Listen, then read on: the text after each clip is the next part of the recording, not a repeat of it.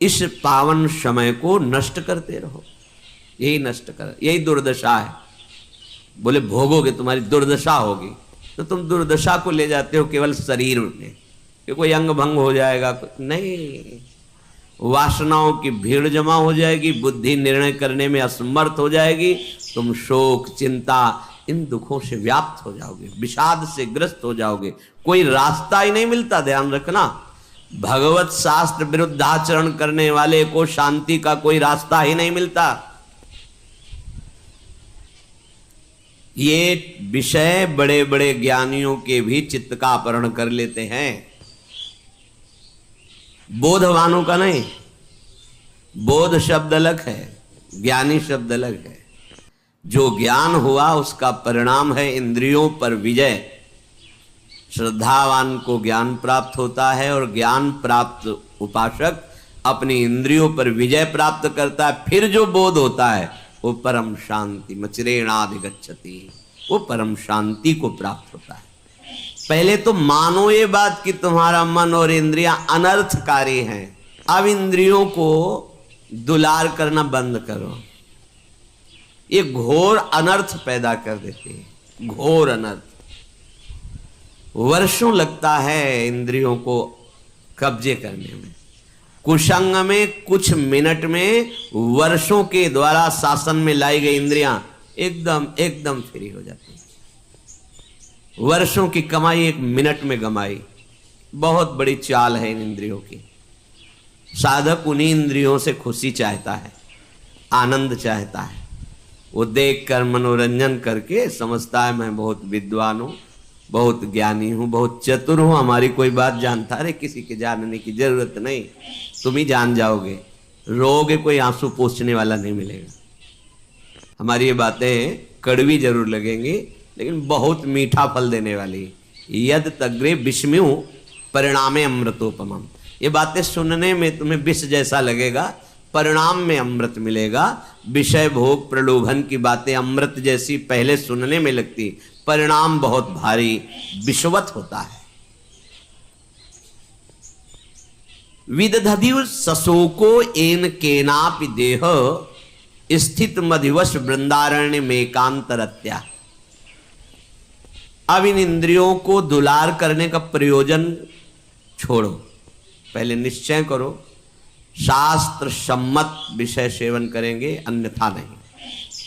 तो जो जहां है शास्त्रा अधिकारानुसार भगवत समर्पित विषय, यही सबसे बड़ा बंधन है। यही बंधन जिसे आप सुख समझते हैं ना, यही सुख भाव से इस ज्ञान समुद्र जीव को बांध लिया माया ने, जिसका कभी भी बंधन नहीं हो सकता, वो इसी सुख भाव से बंधा हुआ है। अगर दुखालय को दुख बुद्धि से देख पावे तो अभी भाग पड़े भगवान की तरफ, इसीलिए नहीं भाग पाते। बुद्धि है, प्रयोग उसका नहीं। अब जैसे भजन नहीं है तो प्रश्न आया कि आप कहते मनुष्य योनि बड़ी दुर्लभ और बड़ा, अब तो बहुत जनसंख्या बढ़ रही तो कहां से आ रही? तो आप जगह एक बीता देखो खोद करके, इतनी दीमक है, इतने जीव हैं कि एक जिला में जितने मनुष्य हैं उतनी हाथ दो हाथ में दीमक निकल आएगी। अब वो जब आदमी बनेंगे तब तुम्हें ज्ञान है, अनंत ब्रह्मांड है, कौन से जीव की कहां गति कैसे भेजी जा रही। कलयुग को महर्षियों ने प्रणाम किया है, ब्रह्म ऋषियों ने प्रणाम किया है। जितना लाभ आप कलयुग में वृंदावन का ले रहे हैं अन्य युगों में नहीं ले पाए। जितनी जल्दी भगवत प्राप्ति कलयुग में होती अन्य युगों में नहीं होती। 10-10 हजार वर्ष तपस्या करके जो फल प्राप्त अन्य युगों में करते थे, दाहिने पैर के अंगूठे के बल खड़े होकर दोनों हाथ उठाकर आकाश दृष्टि करके मंत्र जप कर रहे हैं जल में खड़े होके, 24 घंटे नाम कीर्तन में वो फल प्राप्त हो जाएगा।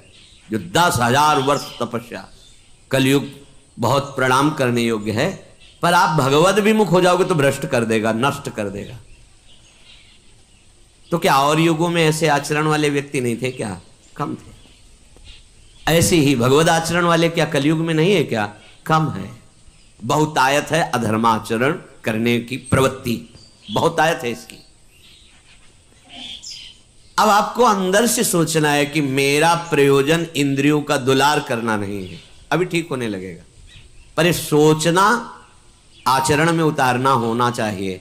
नहीं सोचते तो बोलते रहते हैं वैसा नहीं करेंगे, पर वो कसम और नियम 1 मिनट लगता है तोड़ने में। इसके बाद फिर रो बैठ के क्या हो गया, ऐसा मैंने क्यों किया, फिर भी ठीक नहीं होगा, फिर 2 4 6 दिन फिर वहीं पहुंच जाओगे, फिर निराश हो जाओगे, अब तो हम चलने लायक ही नहीं भगवत मार्ग में। इसलिए प्रार्थना है अलमल मति घोरा अनर्थ कारेन्द्रियाण मतिशय परितोषैर दुष्करैर दुस्तरैश्च। अब इंद्रियों के परितोष वाली बातें छोड़ो, अब इंद्रियों का पोषण मत करो। जो धर्म विरुद्ध भोग चाहती जलना ही पड़ेगा, जलना, जलन शब्द याद कर लो। ये जलन तभी होती है जैसे कोई भी साधक विचलित है, मेरा मन नहीं लग रहा, मुझे बहुत परेशानी हो रही, ऐसा गलत कर रहे हो, जांच लो जांच लो, गलत चिंतन है, गलत आचरण है, नहीं तो अभी प्रारंभ में ही मस्ती प्रारंभ हो जाएगी। वो एक अध्यात्म की जो जलन पाप नष्ट करने वाली, वो मन बुद्धि चित्त इनको शीतलता प्रदान करती है। ये जागतिक जो जलन है ये आपका आचरण गलत है कहीं, नहीं तो उसी मार्ग में चले हुए पथिक है। वो एक आध्यात्मिक जलन होती है।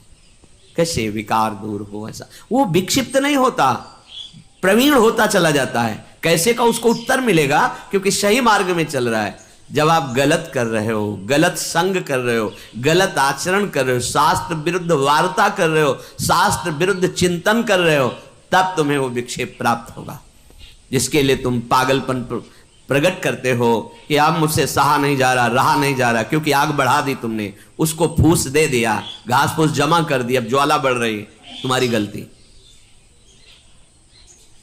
जब हम गुरुजनों की शरण में हैं, प्रभु की शरण में, तो मुझे कल्याण की भी परवाह नहीं, तो चिंता किस बात की। मेरा मन, मेरा तन, मेरे प्राण आराध्य देव गुरुदेव को समर्पित, देख लेंगे वो, संभाल लेंगे वो, बेपरवाह होकर राधा राधा राधा। कहां समझ में आ रहा है?